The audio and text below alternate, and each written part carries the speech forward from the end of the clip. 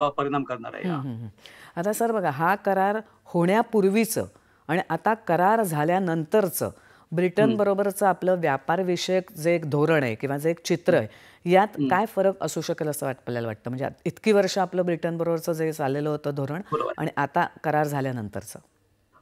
याआधी व्यापार ब्रिटनबरोबर होतच होता. पण अक्षय सरांनी जसं सांगितलं बरोबर. तसं अगदी काही आपण ज्या food food industry, leather industry, हं, अपॅरल इंडस्ट्रीला आपले देशातनं जे माल जात होता, त्याच्यावरची जी कस्टम ड्युटी जी होती, तिकडे जी लागत होती. हं, त्यामुळे तो खूप महाग होत होता आणि भारत सध्या तिकडे व्हिएतनाम आणि बांगलादेश या 2 देशाशी कपडा इंडस्ट्रीमध्ये कॉम्पीट करत होता आणि आता निश्चितच भारताला त्याचा एक खूप मोठा फायदा होईल आणि ती एक मोठी व्यापारपेठ जी आहे, ती व्यापारपेठ भारताला काबीज करता येईल.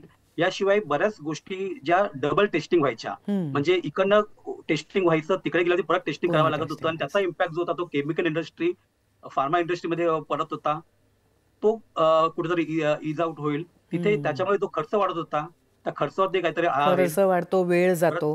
बराचसा वेळ वाचेल तो. हं, हं, याच्यानंतर आय-टी इंडस्ट्रीमध्ये व्हिसाचे नॉर्म्स जे आहेत, हं. ते बरेचसे शिथिल होत आहेत. त्यामुळे तिकडनं जी माणसांची देवाण-घेवाण जी हं, असते हं, हं. कामासाठी आणि जो ड्युरेशन जो असतो, हां, त्याच्यावरती खूप चांगला परिणाम होऊ शकेल. प्रतिसाद पण मग पडेल आता त्याने. सर या कराराचे परिणाम म्हणजे इतर परिणाम